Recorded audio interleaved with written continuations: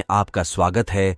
आज सुनिए मुंशी प्रेमचंद की लिखी कहानी शूद्रा। माँ और बेटी एक झोंपड़ी में गांव के उसे सिरे पर रहती थीं। बेटी बाग से पत्तियां बटोर लाती, माँ भाड़ झोंकती, यही उनकी जीविका थी। सेर दो सेर अनाज मिल जाता था, खाकर पड़ रहती थीं। माता विधवा था, बेटी कुंवारी, घर में और कोई आदमी न था। माँ का नाम गंगा था, बेटी का गौरा। गंगा को कई साल से यह चिंता लगी हुई थी कि कहीं गौरा की सगाई हो जाए, लेकिन कहीं बात पक्की न होती थी। अपने पति के मर जाने के बाद गंगा ने कोई दूसरा घर न किया था, न कोई दूसरा धंधा ही करती थी। इससे लोगों को संदेह हो गया था कि आखिर इसका गुजर कैसे होता है। और लोग तो छाती फाड़ फाड़ कर काम करते हैं, फिर भी पेट भर अन्न मयस्सर नहीं होता। यह स्त्री कोई धंधा नहीं करती, फिर भी माँ बेटी आराम से रहती हैं, किसी के सामने हाथ नहीं फैलाती। इसमें कुछ न कुछ रहस्य अवश्य है। धीरे धीरे यह संदेह और भी दृढ़ हो गया और अब तक जीवित था। बिरादरी में कोई गौरा से सगाई करने पर राजी न होता था। शूद्रों की बिरादरी बहुत छोटी होती है, 10-5 कोस से अधिक उसका क्षेत्र नहीं होता। इसीलिए एक दूसरे के गुण दोष किसी से छिपे नहीं रहते, उन पर पर्दा ही डाला जा सकता है। इस भ्रांति को शांत करने के लिए मां ने बेटी के साथ कई तीर्थ यात्राएं की। उड़ीसा तक हो आई, लेकिन संदेह न मिटा। गौरा युवती थी, सुंदरी थी, पर उसे किसी ने कुएं पर या खेतों में हंसते बोलते नहीं देखा। उसकी निगाह कभी ऊपर उठती ही न थी। लेकिन ये बातें भी संदेह को और पुष्ट करती थीं। अवश्य कोई रहस्य है। कोई युवती इतनी सती नहीं हो सकती। कुछ गुपचुप की बात अवश्य है। यूं ही दिन गुजरते जाते थे। बुढ़िया दिनों दिन चिंता से घुल रही थी। उधर सुंदरी की मुख छवि दिनों दिन निहरती जाती थी। कली खिलकर फूल हो रही थी। एक दिन एक परदेशी गांव से होकर निकला। 10-12 कोस से आ रहा था। नौकरी की खोज में कलकत्ता जा रहा था। रात हो गई। किसी कहार का घर पूछता हुआ गंगा के घर आया। गंगा ने उसका खूब आदर सत्कार किया। उसके लिए गेहूं का आटा लाई, घर से बर्तन निकाल कर दिए। कहार ने पकाया, खाया, लेटा, बातें होने लगीं। सगाई की चर्चा छिड़ गई। कहार जवान था, गौरा पर निगाह पड़ी। उसका रंग ढंग देखा, उसकी सजल छवि आंखों में खूब गई। सगाई करने पर राजी हो गया। लौटकर घर चला गया। 2-4 गहने अपनी बहन के यहां से लाया। गांव के बजाज ने कपड़े उधार दे दिए। 2-4 भाई बंदों के साथ सगाई करने आ पहुंचा। सगाई हो गई, यही रहने लगा। गंगा बेटी और दामाद को आंखों से दूर न कर सकती थी, परंतु 10 ही 5 दिनों में मंगरू के कानों में इधर उधर की बातें पड़ने लगीं। सिर्फ बिरादरी ही के नहीं, अन्य जाति वाले भी उनके कान भरने लगे। ये बातें सुन सुनकर मंगरू पछताता था कि नाहक यहां फंसा, पर गौरा को छोड़ने का ख्याल कर उसका दिल कांप उठता था। 1 महीने के बाद ममगरू अपनी बहन के गहने लौटाने गया। खाने के समय उसका बहनोई उसके साथ भोजन करने न बैठा। मंगरू को कुछ संदेह हुआ। बहनोई से बोला, तुम क्यों नहीं आते? बहनोई ने कहा, तुम खा लो, मैं फिर खा लूंगा। मंगरू, बात क्या है? तू खाने क्यों नहीं उठते? बहनोई, जब तक पंचायत न होगी मैं तुम्हारे साथ कैसे खा सकता हूं? तुम्हारे लिए बिरादरी भी नहीं छोड़ दूंगा। किसी से पूछा न गाछा, जाकर एक हरजाई से सगाई कर ली। मंगरू चौके पर उठाया, मिर्जई पहनी और ससुराल चला आया। बहन खड़ी रोती रह गई। उसी रात को वह किसी से कुछ कहे सुने बगैर गौरा को छोड़कर कहीं चला गया। गौरा नींद में मग्न थी। उसे क्या खबर थी कि वह रत्न, जो मैंने इतनी तपस्या के बाद पाया है, मुझे सदा के लिए छोड़े चला जा रहा है। कई साल बीत गए। मंगरू का कुछ पता न चला, कोई पत्र तक न आया, पर गौरा बहुत प्रसन्न थी। वह मांग में सेंदूर डालती, रंग बिरंग के कपड़े पहनती और अधरों पर मिस्सी के धड़े जमाती। मंगरू भजनों की एक पुरानी किताब छोड़ गया था। उसे कभी कभी पढ़ती और गाती। मंगरू ने उसे हिंदी सिखा दी थी। टटोल टटोल कर भजन पढ़ लेती थी। पहले वह अकेली बैठली रहती। गांव की ओर स्त्रियों के साथ बोलते चालते उसे शर्म आती थी। उसके पास वह वस्तु न थी जिस पर दूसरी स्त्रियां गर्व करती थीं। सभी अपने अपने पति की चर्चा करती। गौरा के पति कहाँ था? वह किसकी बातें करती? अब उसके भी पति था। अब वह अन्य स्त्रियों के साथ इस विषय पर बातचीत करने की अधिकारिणी थी। वह भी मंगरू की चर्चा करती। मंगरू कितना स्नेहशील है, कितना सज्जन, कितना वीर। पति चर्चा से उसे कभी तृप्ति ही न होती थी। स्त्रियां, मंगरू तुम्हें छोड़कर क्यों चले गए? गौरी कहती, क्या करते, मर्द कभी ससुराल में पड़ा रहता है। देश परदेश में निकलकर 4 पैसे कमाना ही तो मर्दों का काम है, नहीं तो मान मर्यादा का निर्वाह कैसे हो। जब कोई पूछता चिट्ठपत्री क्यों नहीं भेजते, तो हंसकर कहती, अपना पता ठिकाना बताने में डरते हैं, जानते हैं ना, गौरा आकर सिर पर सवार हो जाएगी। सच कहती हूं, उनका पता ठिकाना मालूम हो जाए तो यहां मुझसे एक दिन भी न रहा जाए। वह बहुत अच्छा करते हैं कि मेरे पास चिट्ठी पत्री नहीं भेजते। बेचारे परदेश में कहां घर गिरस्ती संभालते फिरेंगे। एक दिन किसी सहेली ने कहा, हम न मानेंगे, तुझसे जरूर मंगरू से झगड़ा हो गया है, नहीं तो बिना कुछ कहे सुने क्यों चले जाते। गौरा ने हंसकर कहा, बहन, अपने देवता से भी कोई झगड़ा करता है? वह मेरे मालिक हैं, भला मैं उनसे झगड़ा करूंगी? जिस दिन झगड़े की नौबत आएगी कहीं डूब मरूंगी। मुझसे कहकर जाने पाते, मैं उनके पैरों से लिपट न जाती। एक दिन कलकत्ता से एक आदमी आकर गंगा के घर ठहरा। पास ही के किसी गांव में अपना घर बताया। कलकत्ता में वह मंगरू के पड़ोस ही में रहता था। मंगरू ने उससे गौरा को अपने साथ लाने को कहा था। 2 साड़ियां और राह खर्च के लिए रुपये भी भेजे थे। गौरा फूली न समाई, बूढ़े ब्राह्मण के साथ चलने को तैयार हो गई। चलते वक्त वह गांव की सब औरतों से गले मिली। गंगा उसे स्टेशन तक पहुंचाने गई। सब कहते थे, बेचारी लड़की के भाग जग गए, नहीं तो यहां कुड़कुड़ कर मर जाती। रास्ते भर गौरा सोचती, न जाने वह कैसे हो गए होंगे, अब तो मूछें अच्छी तरह निकल आई होंगी। परदेश में आदमी सुख से रहता है, देह भर आई होगी, बाबू साहब हो गए होंगे। मैं पहले 2-3 दिन उनसे बोलूंगी नहीं, फिर पूछूंगी तुम मुझे छोड़कर क्यों चले गए। अगर किसी ने मेरे बारे में कुछ बुरा भला कहा ही था तो तुमने उसका विश्वास क्यों कर लिया? तुम अपनी आंखों से न देखकर दूसरों के कहने पर क्यों गए? मैं भली हूं या बूढ़ी हूं तो तुम्हारी, तुमने मुझे इतने दिनों रुलाया क्यों? तुम्हारे बारे में अगर इसी तरह कोई मुझसे कहता तो क्या मैं तुमको छोड़ देती? जब तुमने मेरी बांह पकड़ ली तो तुम मेरे हो गए, फिर तुम में लाख ऐब हों मेरी बला से। चाहे तुम तुर्क ही क्यों ना हो जाओ, मैं तुम्हें छोड़ नहीं सकती। तुम क्यों मुझे छोड़कर भागे? क्या समझते थे भागना सहज है? आखिर झक मारकर बुलाया कि नहीं? कैसे न बुलाते, मैंने तो तुम्हारे ऊपर दया की कि चली आई, नहीं तो कह देती कि मैं ऐसे निर्दयी के पास नहीं जाती तो तुम आप दौड़े आते। तब करने से देवता भी मिल जाते हैं, आकर सामने खड़े हो जाते हैं, तुम कैसे ना आते? वह धरती बार बार उद्विग्न होकर बूढ़े ब्राह्मण से पूछती, अब कितनी दूर है? धरती के छोर पर रहते हैं। क्या? और भी कितनी ही बातें वह पूछना चाहती थी, लेकिन संकोचवश न पूछ सकती थी। मन ही मन अनुमान करके अपने को संतुष्ट कर लेती थी। उनका मकान बड़ा सा होगा, शहर में लोग पक्के घरों में रहते हैं। जब उनका साहब इतना मानता है तो नौकर भी होगा। मैं नौकर को भगा दूंगी। मैं दिन भर पड़े पड़े क्या किया करूंगी। बीच बीच में उसे घर की याद भी आ जाती थी। बेचारी अम्मा रोती होंगी, अब उन्हें घर का सारा काम आप ही करना पड़ेगा। न जाने बकरियों को चराने ले जाती है या नहीं। बेचारी दिन भर में मैं करती होंगी। मैं अपनी बकरियों के लिए महीने महीने रुपये भेजूंगी। जब कलकत्ता से लौटूंगी तब सबके लिए साड़ियां लाऊंगी। तब मैं इस तरह थोड़े लौटूंगी। मेरे साथ बहुत सा असबाब होगा, सबके लिए कोई न कोई सौगात लाऊंगी। तब तक तो बहुत सी बकरियां हो जाएंगी। यही सुख स्वप्न देखते देखते गौरा ने सारा रास्ता काट दिया। पगली क्या जानती थी कि मेरे मान कुछ और, कर्ता के मन कुछ और। क्या जानती थी कि बूढ़े ब्राह्मणों के भेष में पिशाच होते हैं। मन की मिठाई खाने में मग्न थी।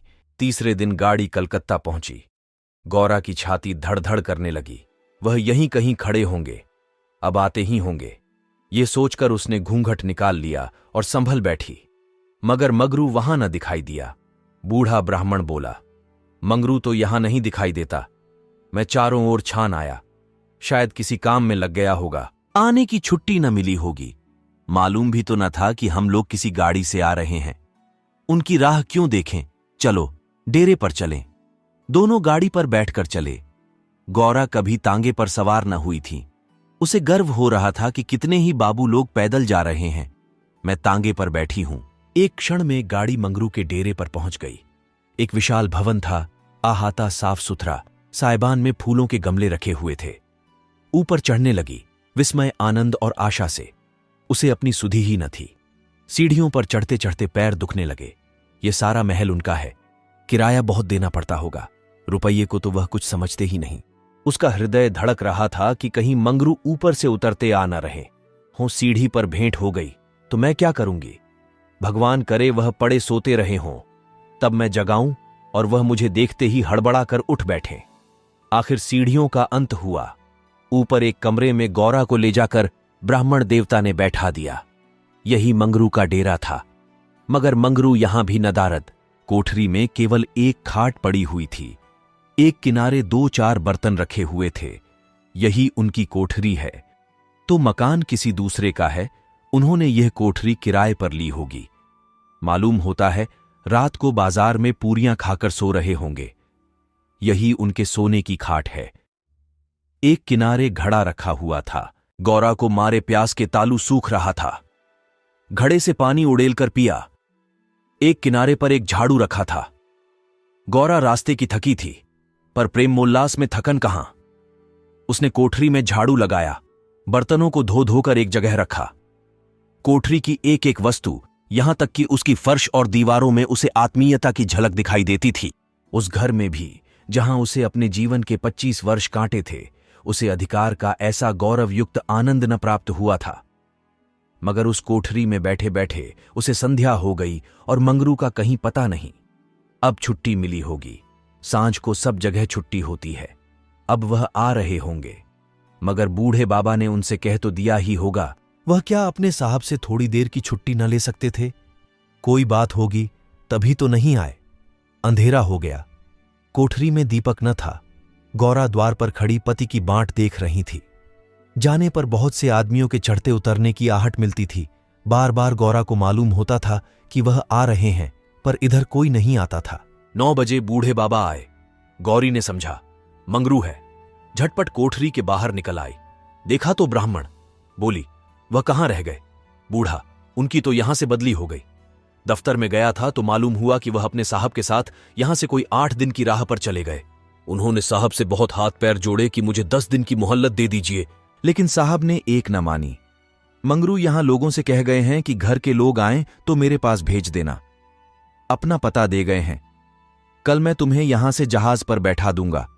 उस जहाज पर हमारे देश के और भी बहुत से होंगे, इसलिए मार्ग में कोई कष्ट न होगा।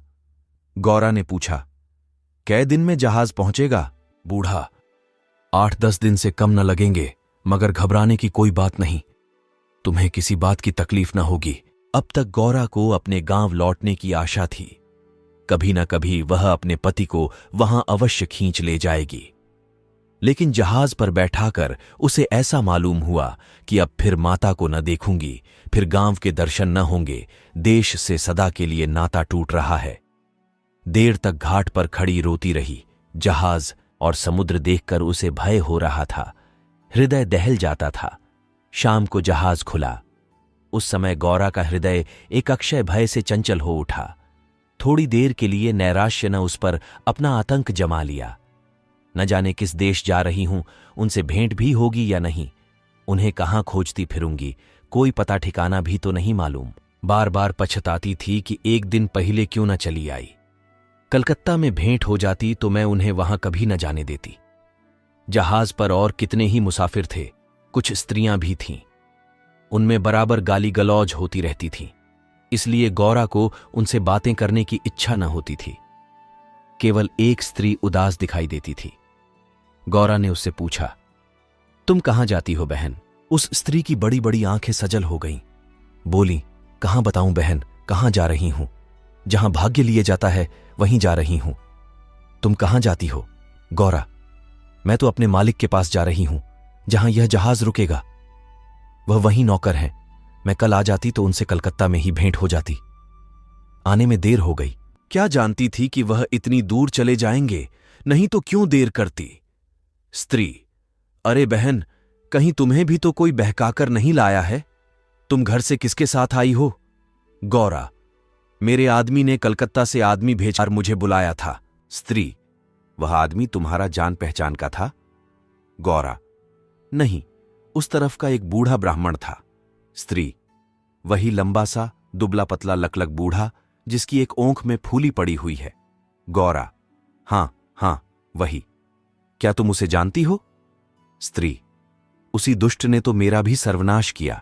ईश्वर करे उसकी 7 पुश्तें नरक भोगें, उसका निर्वश हो जाए, कोई पानी देने वाला भी न रहे, कोढ़ी होकर मरे।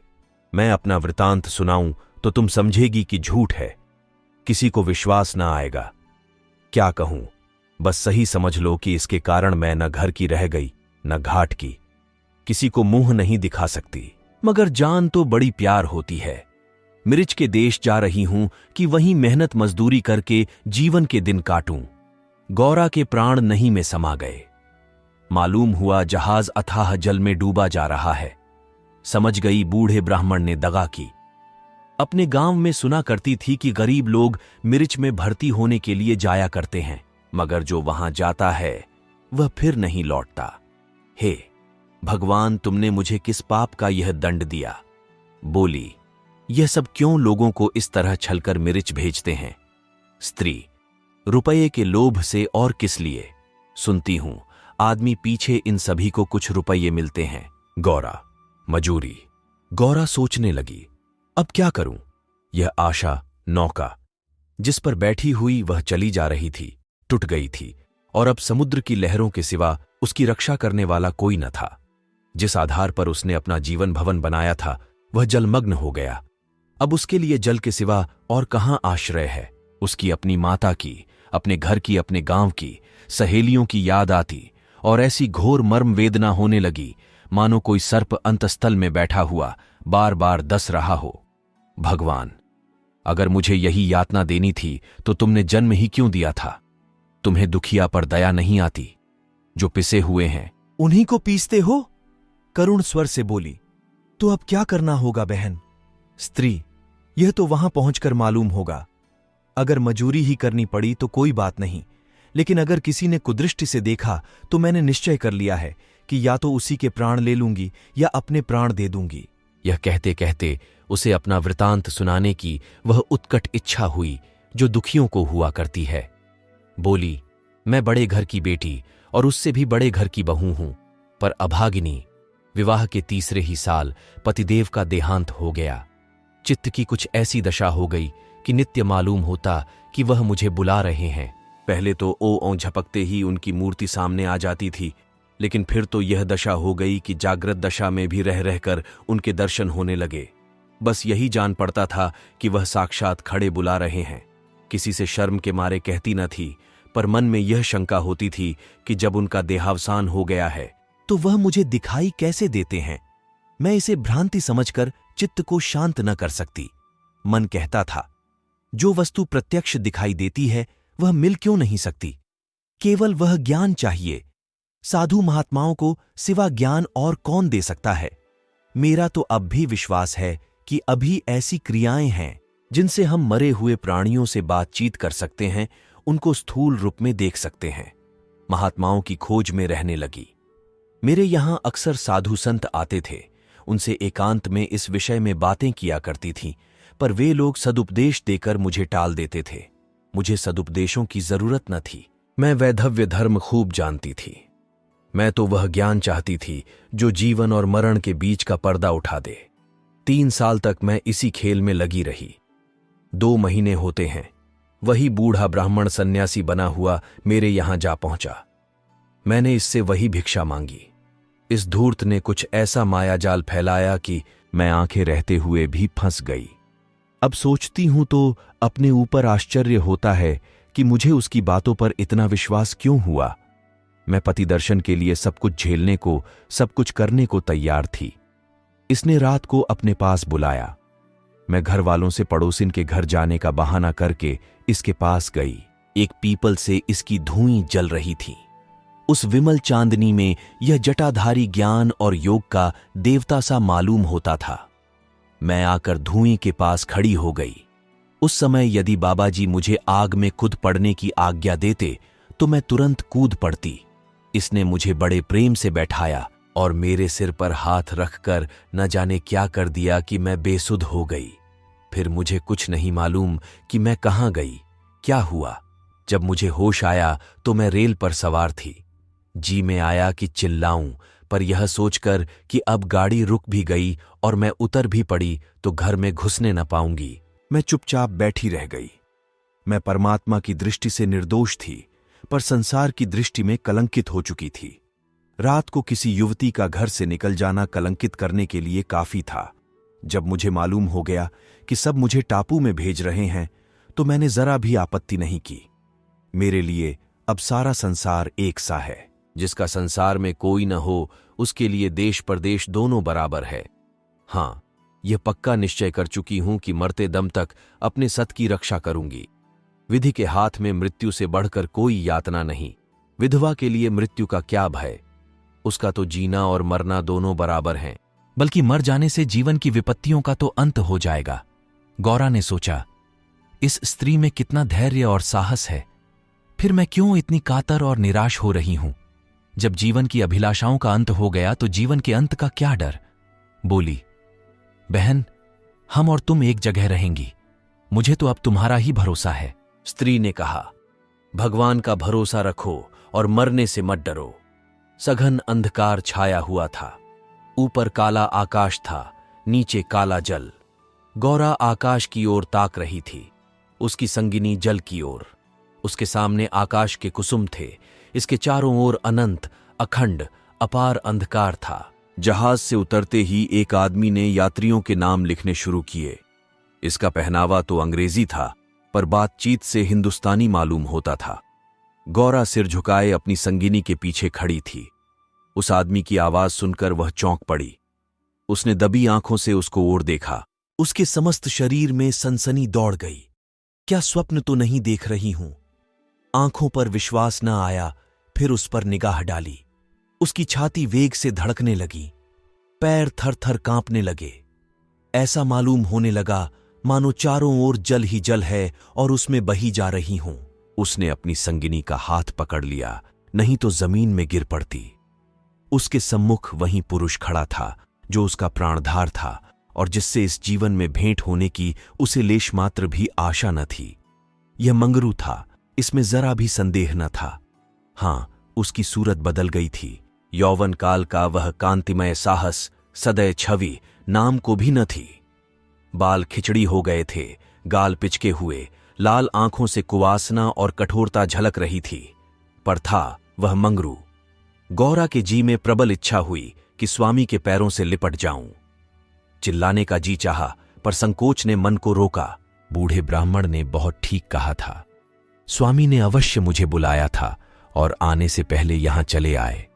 उसने अपनी संगिनी के कान में कहा, बहन, तुम उस ब्राह्मण को व्यर्थ ही बुरा कह रही थीं। यही तो वह हैं जो यात्रियों के नाम लिख रहे हैं। स्त्री, सच खूब पहचानी हो। गौरा, बहन, क्या इसमें भी हो सकता है? स्त्री, तब तो तुम्हारे भाग्य जग गए, मेरी भी सुधि लेना। गौरा, भला बहन, ऐसा भी हो सकता है कि यहां तुम्हें छोड़ दूं। मंगरू यात्रियों से बात बात पर बिगड़ता था, बात बात पर गालियां देता था। कई आदमियों को ठोकर मारे और कई को केवल गांव का जिला न बता सकने के कारण धक्का देकर गिरा दिया। गौरा मन ही मन घड़ी जाती थी, साथ ही अपने स्वामी के अधिकार पर उसे गर्व भी हो रहा था। आखिर मंगरू उसके सामने आकर खड़ा हो गया और कुचेष्टापूर्ण नेत्रों से देखकर बोला, तुम्हारा क्या नाम है? गौरा ने कहा, गौरा। मंगरू चौंक पड़ा, फिर बोला, घर कहाँ है? मदनपुर, जिला बनारस। ये कहते कहते हंसी आ गई। मंगरू ने अब की उसकी ओर ध्यान से देखा, तब लपक कर उसका हाथ पकड़ लिया और बोला, गौरा, तुम यहां कहां? मुझे पहचानती हो? गौरा रो रही थी, मुंह से बात न निकलती। मंगरू फिर बोला, तुम यहां कैसे आई? गौरा खड़ी हो गई, आंसू पोंछ डाले और मंगरू की ओर देखकर बोली, तुम्ही ने तो बुला भेजा था। मंगरू, मैं तो 7 साल से यहां हूं। गौरा, तुमने उसे बूढ़े ब्राह्मण से मुझे लाने को नहीं कहा था? मंगरू, कह तो रहा हूं, मैं 7 साल से यहां हूं, मरने पर ही यहां से जाऊंगा। भला तुम्हें क्यों बुलाता? गौरा को मंगरू से इस निष्ठुरता का आशा न थी। उसने सोचा, अगर यह सत्य भी हो कि इन्होंने मुझे नहीं बुलाया, तो भी इन्हें मेरा यूं अपमान न करना चाहिए था। क्या वह समझते हैं कि मैं इनकी रोटियों पर आई हूं? यह तो इतने ओछे स्वभाव के न थे। शायद दर्जा पाकर इन्हें मद हो गया है। नारी सुलभ अभिमान से गर्दन उठाकर उसने कहा, तुम्हारी इच्छा हो तो अब यहां से लौट जाऊं, तुम्हारे ऊपर भार बनना नहीं चाहती। मंगरू कुछ लज्जित होकर बोला, अब तुम यहां से लौट नहीं सकती गौरा, यहां आकर बिरला ही कोई लौटता है। यह कहकर वह कुछ देर चिंता में मग्न खड़ा रहा, मानो संकट में पड़ा हुआ हो कि क्या करना चाहिए। उसकी कठोर मुखाकृति पर दीनता का रंग झलक पड़ा। तब कातर स्वर से बोला, जब आ ही गई हो तो रहो, जैसी कुछ पड़ेगी देखी जाएगी। गौरा, जहाज फिर कब लौटेगा? मंगरू, तुम यहां से 5 बरस के पहले नहीं जा सकती। गौरा, क्यों, क्या कुछ जबरदस्ती है? मंगरू, हां, यहां का यही हुक्म है। गौरा, तो फिर मैं अलग मजूरी करके अपना पेट पालूंगी। मंगरू ने सजल नेत्र होकर कहा, जब तक मैं जीता हूं तुम मुझसे अलग नहीं रह सकती। गौरा, तुम्हारे ऊपर भार बनकर न रहूंगी। मंगरू, मैं तुम्हें भार नहीं समझता गौरा, लेकिन यह जगह तुम जैसी देवियों के रहने लायक नहीं है, नहीं तो अब तक मैंने तुम्हें कब का बुला लिया होता। वहीं बूढ़ा आदमी जिसने तुम्हें बहकाया मुझे घर से आते समय पटने में मिल गया और झांसे देकर मुझे यहां भर्ती कर दिया, तब से यहीं पड़ा हुआ हूं। चलो मेरे घर में रहो, वहां बातें होंगी। ये दूसरी औरत कौन है? गौरा, ये मेरी सखी है, इन्हें भी बूढ़ा बहका लाया। मंगरू, ये तो किसी कोठी में जाएंगी, इन सब आदमियों की बांट होगी, जिसके हिस्से में जितने आदमी आएंगे उतने हर एक कोठी में भेजे जाएंगे। गौरा, ये तो मेरे साथ रहना चाहती है। मंगरू, अच्छी बात है, इन्हें भी लेती चलो। यत्रियों रखे नाम तो लिखे ही जा चुके थे। मंगरू ने उन्हें एक चपरासी को सौंपकर दोनों औरतों के साथ घर की राह ली। दोनों ओर सघन वृक्षों की कतारें थीं, जहां तक निगाह जाती थी ऊख ही ऊख दिखाई देती थी। समुद्र की ओर से शीतल निर्मल वायु के झोंके आ रहे थे। अत्यंत सुरम्य दृश्य था, पर मंगरू की निगाह उस ओर न थी। वह भूमि की ओर ताकता, सिर झुकाए संदिग्ध चवाल से चला जा रहा था, मानो मन ही मन कोई समस्या हल कर रहा था। थोड़ी ही दूर गए थे कि सामने से 2 आदमी आते हुए दिखाई दिए। समीप आकर दानों रुक गए और एक ने हंसकर कहा, मंगरू, इनमें से एक हमारी है। दूसरा बोला, और दूसरा मेरी। मंगरू का चेहरा तमतमा उठा था। भीषण क्रोध से कांपता हुआ बोला, ये दोनों मेरे घर की औरतें हैं, समझ गए? इन दोनों ने जोर से कह कहा मारा और एक ने गौरा के समीप आकर उसका हाथ पकड़ने की चेष्टा करके कहा, यह मेरी है, चाहे तुम्हारे घर की हो चाहे बाहर की। बचा, हमें चकमा देते हो? मंगरू, कासिम, इन्हें मत छेड़ो, नहीं तो अच्छा ना होगा। मैंने कह दिया, मेरे घर की औरतें हैं। मंगरी की आंखों से अग्नि की ज्वाला सी निकल रही थी। वह दानों के उसके मुख का भाव देखकर कुछ सहम गए और समझ लेने की धमकी देकर आगे बढ़े, किंतु मंगरू के अधिकार क्षेत्र से बाहर पहुंचते ही एक ने पीछे से ललकार कर कहा, देखें कहां लेके जाते हो। मंगरू ने उधर ध्यान नहीं दिया, जरा कदम बढ़ाकर चलने लगा, जैसे संध्या के एकांत में हम कब्रिस्तान के पास से गुजरते हैं। हमें पग पग पर यह शंका होती है कि कोई शब्द कान में न पड़ जाए, कोई सामने आकर खड़ा न हो जाए, कोई जमीन के नीचे से कफन ओढ़े उठ न खड़ा हो। गौरा ने कहा, ये दानों बड़े शोहदे थे। मंगरू, और मैं किस लिए कह रहा था कि यह जगह तुम जैसी स्त्रियों के रहने लायक नहीं है। सहसा दाहिनी तरफ से एक अंग्रेज घोड़ा दौड़ाता आ पहुंचा और मंगरू से बोला, वेल जमादार, ये दोनों औरतें हमारी कोठी में रहेगा। हमारे कोठी में कोई औरत नहीं है। मंगरू ने दोनों औरतों को अपने पीछे कर लिया और सामने खड़ा होकर बोला, साहब, ये दोनों हमारे घर की औरतें हैं। साहब, ओहो, तुम झूठा आदमी, हमारे कोठी में कोई औरत नहीं और तुम 2 ले जाएगा। ऐसा नहीं हो सकता। गौरा की ओर इशारा करके, इसको हमारी कोठी पर पहुंचा दो। मंगरू ने सिर से पैर तक कांपते हुए कहा, ऐसा नहीं हो सकता। मगर साहब आगे बढ़ गया था, उसके कान में बात न पहुंची। उसने हुक्म दे दिया था और उसकी तामील करना जमादार का काम था। शेष मार्ग निर्विघ्न समाप्त हुआ। आगे मजूरों के रहने के मिट्टी के घर थे। द्वारों पर स्त्री पुरुष जहां तहां बैठे हुए थे। सभी इन दोनों स्त्रियों की ओर घूरते थे और आपस में इशारे करते हंसते थे। गौरा ने देखा, उनमें छोटे बड़े का लिहाज नहीं है, न किसी के आंखों में शर्म है। एक भदैसले और ने हाथ पर चिलम पीते हुए अपनी पड़ोसिन से कहा, 4 दिन की चांदनी फिर अंधेरी पांख। दूसरी अपनी छोटी गूंथती हुई बोली, कलोर है ना। मंगरू दिन भर द्वार पर बैठा रहा, मानो कोई किसान अपने मटर के खेत की रखवाली कर रहा हो। कोठरी में दोनों स्त्रियां बैठी अपने नसीबों को रही थीं। इतनी देर में दोनों को यहां की दशा का परिचय कराया गया था। दोनों भूखी प्यासी बैठी थीं। यहां का रंग देखकर भूख प्यास सब भाग गई थी। रात के 10 बजे होंगे कि एक सिपाही ने आकर मंगरू से कहा, चलो तुम्हें झंड साहब बुला रहे हैं। मंगरू ने बैठे बैठे कहा, देखो नब्बी, तुम भी हमारे देश के आदमी हो, कोई मौका पड़े तो हमारी मदद करोगे ना? जाकर साहब से कह दो मंगरू कहीं गया है, बहुत होगा, जुर्माना कर देंगे। नब्बी, न भैया, गुस्से में भरा बैठा है, पिए हुए हैं, कहीं मार चले तो बस, चमड़ा इतना मजबूत नहीं है। मंगरू, अच्छा तो जाकर कह दो नहीं आता। नब्बी, मुझे क्या, जाकर कह दूंगा, पर तुम्हारी खैरियत नहीं है कि बंगले पर चला। यही वही साहब थे जिनसे आज मंगरू की भेंट हुई थी। मंगरू जानता था कि साहब से बिगाड़ करके यहां एक क्षण भी निर्वाह नहीं हो सकता। जाकर साहब के सामने खड़ा हो गया। साहब ने दूर से ही डांटा, वह औरत कहां है? तुमने उसे अपने घर में क्यों रखा है? मंगरू, हुजूर, वह मेरी ब्याहता औरत है। साहब, अच्छा, वह दूसरा कौन है?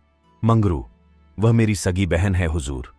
साहब, हम कुछ नहीं जानता, तुमको लाना पड़ेगा, 2 में से कोई, 2 में से कोई।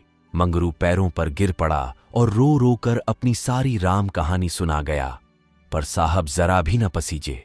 अंत में वह बोला, हुजूर, वह दूसरी औरतों की तरह नहीं है, अगर यहां आ भी गई तो प्राण दे देंगी।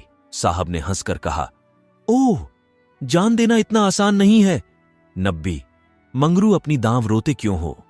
तुम हमारे घर नहीं घुसते थे, अब भी जब घात पाते हो जा पहुंचते हो, अब क्यों रोते हो? एजेंट, ओ, ये बदमाश है, अभी जाकर लाओ, नहीं तो हम तुमको हंटरों से पीटेगा।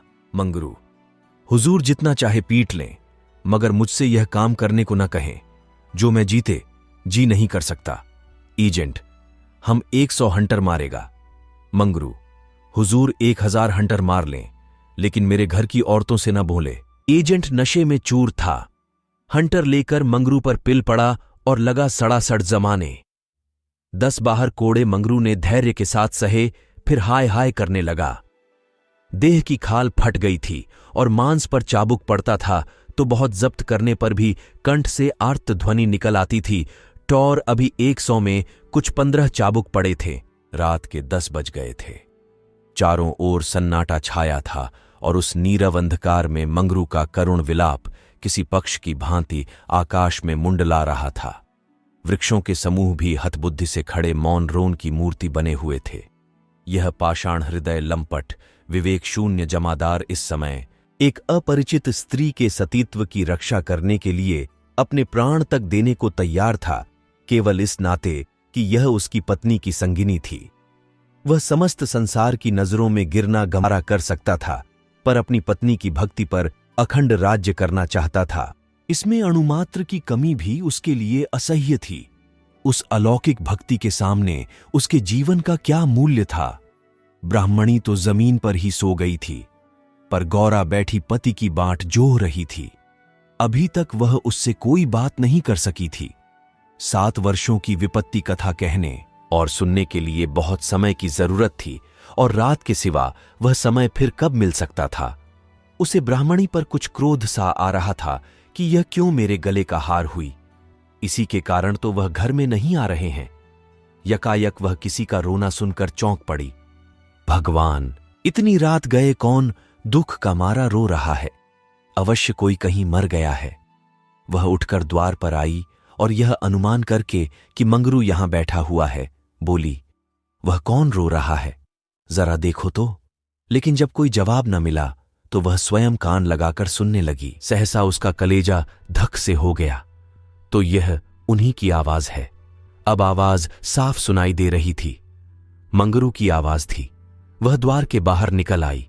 उसके सामने एक गोली के अंपें पर एजेंट का बंगला था। उसी तरफ से आवाज आ रही थी। कोई उन्हें मार रहा है। आदमी मार पड़ने पर ही इस तरह रोता है। मालूम होता है वही साहब उन्हें मार रहा है।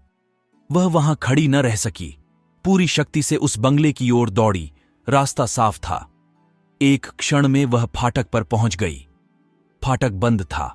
उसने जोर से फाटक पर धक्का दिया, लेकिन वह फाटक न खुला और कई बार जोर जोर से पुकारने पर भी कोई बाहर न निकला तो वह फाटक के जंगलों पर पैर रखकर भीतर कूद पड़ी और उस पार जाते ही उसने एक रोमांचकारी दृश्य देखा। मंगरू नंगे बदन बरामदे में खड़ा था और एक अंग्रेज उसे हंटरों से मार रहा था। गौरा की आंखों के सामने अंधेरा छा गया। वह एक छलांग में साहब के सामने जाकर खड़ी हो गई और मंगरू को अपने अक्षय प्रेम सबल हाथों से ढांक कर बोली, सरकार, दया करो, इनके बदले मुझे जितना मार लो, पर इनको छोड़ दो। एजेंट ने हाथ रोक लिया और उन्मत्त की भांति गौरा की ओर कई कदम आकर बोला, हम इसको छोड़ दें तो तुम मेरे पास रहेगा। मंगरू के नथने फड़कने लगे। यह पामर, नीच अंग्रेज मेरी पत्नी से इस तरह की बातें कर रहा है। अब तक वह जिस अमूल्य रत्न की रक्षा के लिए इतनी यातनाएं सह रहा था, वही वस्तु साहब के हाथ में चली जा रही है। यह असह्य था। उसने चाहा कि लपक कर साहब की गर्दन पर चढ़ बैठूं, जो कुछ होना है हो जाए। यह अपमान सहने के बाद जीकर ही क्या करूंगा। लेकिन नब्बी ने उसे तुरंत पकड़ लिया और कई आदमियों को बुलाकर उसके हाथ पांव बांध दिए। मंगरू भूमि पर छटपटाने लगा। गौरा रोती हुई साहब के पैरों पर गिर पड़ी और बोली, हुजूर, इन्हें छोड़ दें, मुझ पर दया करें। एजेंट, तुम हमारे पास रहेगा? गौरा ने खून का घूंट पीकर कहा। हां, रहूंगी। बाहर मंगरू बरामदे में पड़ा कराह रहा था। उसकी देह में सूजन थी और घावों में जलन, सारे अंग जकड़ गए थे। हिलने की भी शक्ति न थी। हवा घावों में शर के समान चुभती थी, लेकिन यह व्यथा वह सह न सकता था। असह्य यह था कि साहब गौरा के साथ इसी घर में विहार कर रहा है और मैं कुछ नहीं कर सकता।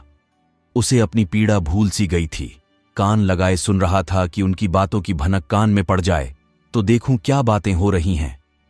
गौरा अवश्य चिल्लाकर भागेगी और साहब उसके पीछे दौड़ेगा। अगर मुझसे उठा जाता तो उस वक्त बचा को खोदकर गाड़ ही देता। लेकिन बड़ी देर हो गई न तो गौरा चिल्लाई, न बंगले से निकलकर भागी। वह उस सजे सजाए कमरे में साहब के साथ बैठी सोच रही थी, क्या इसमें तनिक भी दया नहीं है? मंगरू का पीड़ा क्रंदन सुन सुनकर उसके हृदय के टुकड़े हुए जाते थे। क्या इसके अपने भाई बंद मां बहन नहीं है? माता यहां होती तो उसे इतना अत्याचार न करने देती। मेरी अम्मा लड़कों पर कितना बिगड़ती थीं जब वह किसी को पेड़ पर ढेले चलाते देखती थीं। पेड़ में भी प्राण होते हैं। क्या इसकी माता इसे एक आदमी के प्राण लेते देखकर भी इसे मना न करती? साहब शराब पी रहा था और गौरा गोश्त काटने का छुरा हाथ में लिए खेल रही थी। सहसा गौरा की निगाह एक चित्र की ओर गई। उसमें एक माता बैठी हुई थी। गौरा ने पूछा, साहब, यह किसकी तस्वीर है? साहब ने शराब का गिलास मेज पर रखकर कहा, ओ, यह हमारे खुदा की मां मरियम है। गौरा, बड़ी अच्छी तस्वीर है। क्यों साहब, तुम्हारी मां जीती है ना? साहब, वह मर गया। जब हम यहां आया तो वह बीमार हो गया। हम उसको देख भी नहीं सका। साहब के मुखमंडल पर करुणा की झलक दिखाई दी। गौरा बोली, तब तो उन्हें बड़ा दुख हुआ होगा। तुम्हें अपनी माता का प्यार नहीं था। वह रो रोकर मर गई और तुम देखने भी नहीं गए। तभी तुम्हारा दिल कड़ा है। साहब, नहीं नहीं, हम अपनी माता को बहुत चाहता था। वैसी औरत दुनिया में न होगी। हमारा बाप हमको बहुत छोटा सा छोड़कर मर गया था। माथे ने कोयले की खान में मजूरी करके हमको पाला। गौरा, तब तो वह देवी थी। इतनी गरीबी का दुख सहकर भी तुम्हें दूसरे पर तरस नहीं आता। क्या वह दया की देवी तुम्हारी बेदर्दी देखकर दुखी न होती होंगी? उनकी कोई तस्वीर तुम्हारे पास है? साहब, ओ, हमारे पास उनके कई फोटो हैं। देखो, वह उन्हीं की तस्वीर है। वह दीवाल पर। गौरा ने समीप जाकर तस्वीर देखी और करुण स्वर में बोली, सचमुच देवी थीं। जान पड़ता है दया की देवी हैं। वह तुम्हें कभी मारती थीं कि नहीं? मैं तो जानती हूं वह कभी किसी पर न बिगड़ती होंगी। बिल्कुल दया की मूर्ति है। साहब, ओ मामा हमको कभी नहीं मारता था। वह बहुत गरीब था, पर अपने कमाई में कुछ न कुछ जरूर खैरात करता था। किसी बेबाप के बाग को देखकर उसकी आंखों में आंसू भर आता था। वह बहुत ही दयावान था। गौरा ने तिरस्कार के स्वर में कहा, और उसी देवी के पुत्र होकर तुम इतने निर्दयी हो? क्या वह होती तो तुम्हें किसी को इस तरह हथियारों की भांति मारने देती? वह सरग में रो रही होंगी। सरग नरक तो तुम्हारे यहां भी होगा। ऐसी देवी के पुत्र कैसे हो गए? गौरा को यह बातें कहते हुए जरा भी भय न होता था। उसने अपने मन में एक दृढ़ संकल्प कर लिया था और अब उसे किसी प्रकार का भय न था। जान से हाथ धो लेने का निश्चय कर लेने के बाद भय की छाया भी नहीं रह जाती। किंतु वह हृदय शून्य अंग्रेज इन तिरस्कारों पर आग हो जाने के बदले और भी नम्र होता जाता था। गौरा मानवीय भावों से कितनी ही अनभिज्ञ हो, पर इतना जानती थी कि अपनी जननी के लिए प्रत्येक हृदय में, चाहे वह साधु का हो या कसाई का, आदर और प्रेम का एक कोना सुरक्षित रहता है। ऐसा भी कोई अभागा प्राणी है जिसे मातृस्नेह की स्मृति थोड़ी देर के लिए रुला न देती हो, उसके हृदय के कोमल भाव को जगा न देती हो। साहब की आंखें डबडबा गई थीं, सिर झुकाए बैठा रहा। गौरा ने फिर उसी ध्वनि में कहा, तुमने उनकी सारी तपस्या धूल में मिला दी। जिस देवी ने मर मर कर तुम्हारा पालन किया, उसी को मरने के पीछे इतना कष्ट दे रहे हो। क्या इसीलिए माता अपने पुत्र को अपना रक्त पिला पिला कर पालती है? अगर वह बोल सकती तो क्या चुप बैठी रहती? तुम्हारे हाथ पकड़ सकती तो न पकड़ती? मैं तो समझती हूं वह जीती होती तो इस वक्त विष खाकर मर जाती। साहब अब जब्त न कर सके। नशे में क्रोध की भांति ग्लानि का वेग सहज ही में उठ आता है। दोनों हाथों से मुंह छिपाकर साहब ने रोना शुरू किया और इतना रोया कि हिचकी बंध गई। माता के चित्र के सम्मुख जाकर वह कुछ देर तक खड़ा रहा, मानो माता से क्षमा मांग रहा हो। तब आकर आर्द्र कंठ से बोला, हमारे माता को अब कैसे शांति मिलेगा? हाय हाय, हमारे सबब से उसको स्वर्ग में भी सुख नहीं मिला। हम कितना अभागा है। गौरा, अभी जरा देर में तुम्हारा मन बदल जाएगा और फिर तुम दूसरों पर अत्याचार करने लगोगे। साहब, नहीं नहीं, अब हम मामा को कभी दुख नहीं देगा। हम अभी मंगरू को अस्पताल भेजता है। रात ही को मंगरू अस्पताल पहुंचा दिया गया। एजेंट खुद उसको पहुंचाने आया। गौरा भी उसके साथ थी। मंगरू को ज्वर हो आया था, बेहोश पड़ा हुआ था। मंगरू ने 3 दिन आंखें न खोलीं और गौरा तीनों दिन उसके पास बैठी रही। एक क्षण के लिए भी वहां से न हटी। एजेंट भी कई बार हालचाल पूछने आ जाता और हर मर्तबा गौरा से क्षमा मांगता। चौथे दिन मंगरू ने आंखें खोली तो देखा गौरा सामने बैठी हुई है। गौरा उसे आंखें खोलते देखकर पास आ खड़ी हुई और बोली, अब कैसा जी है? मंगरू ने कहा, तुम यहां कब आई? गौरा, मैं तो तुम्हारे साथ ही यहां आई थी, तब से यहीं हूं। मंगरू, साहब के बंगले में क्या जगह नहीं है? गौरा, अगर बंगले की चाह होती तो 7 समुद्र पार तुम्हारे पास क्यों आती? मंगरू, आकर कौन सा सुख दे दिया है? तुम्हें यही करना था तो मुझे मर क्यों न जाने दिया? गौरा ने झुंझलाकर कहा, तुम इस तरह की बातें मुझसे न करो। ऐसी बातों से मेरी देह में आग लग जाती है। मंगरू ने मुंह फेर लिया, मानो उसे गौरा की बात पर विश्वास नहीं आया। दिन भर गौरा मंगरू के पास बेदाना पानी खड़ी रही। गौरा ने कई बार उसे बुलाया, लेकिन वह चुप्पी साधे रह गया।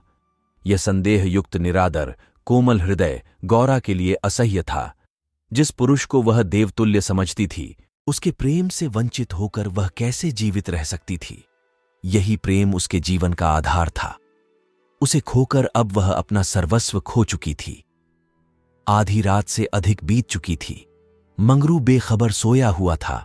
शायद वह कोई स्वप्न देख रहा था। गौरा ने उसके चरणों पर सिर रखा और अस्पताल से निकली। मंगरू ने उसका परित्याग कर दिया था। वह भी उसका परित्याग करने जा रही थी। अस्पताल के पूर्व दिशा में एक फरलांग पर एक छोटी सी नदी बहती थी। गौरा उसके कगार पर खड़ी हो गई। अभी कई दिन पहले वह अपने गांव में आराम से पड़ी हुई थी। उसे क्या मालूम था कि जो वस्तु इतनी मुश्किल से मिल सकती है, वह इतनी आसानी से खोई भी जा सकती है। उसे अपनी मां की, अपने घर की, अपनी सहेलियों की, अपनी बकरी के बच्चों की याद आई। वह सब कुछ छोड़कर इसीलिए यहां आई थी। पति के ये शब्द, क्या साहब के बंगले में जगह नहीं है, उसके मर्म स्थान में बाणों के समान चुभे हुए थे। यह सब मेरे ही कारण तो हुआ। मैं न रहूंगी तो वह फिर आराम से रहेंगे। सहसा उसे ब्राह्मणी की याद आ गई। उस दुखिया के दिन यहां कैसे कटेंगे? चलकर साहब से कह दूं कि उसे या तो उसके घर भेज दें या किसी पाठशाला में काम दिला दें। वह लौटना ही चाहती थी कि किसी ने पुकारा, गौरा, गौरा। वह मंगरू का करुण कंपित स्वर था। वह चुपचाप खड़ी हो गई। मंगरू ने फिर पुकारा, गौरा, गौरा, तुम कहां? मैं ईश्वर से कहता हूं कि गौरा ने और कुछ न सुना। वह धम से नदी में कूद पड़ी। बिना अपने जीवन का अंत किए वह स्वामी की विपत्ति का अंत न कर सकती थी। धमाके की आवाज सुनते ही मंगरू भी नदी में कूदा। वह अच्छा तैराक था, मगर कई बार गोते मारने पर भी गौरा का कहीं पता न चला। प्रातःकाल दोनों लाशें साथ साथ नदी में तैर रही थीं। जीवन यात्रा में उन्हें वह चिरसंग कभी न मिला था। स्वर्ग यात्रा में दोनों साथ साथ जा रहे थे। आप सुन रहे थे मुंशी प्रेमचंद की लिखी कहानी शूद्रा।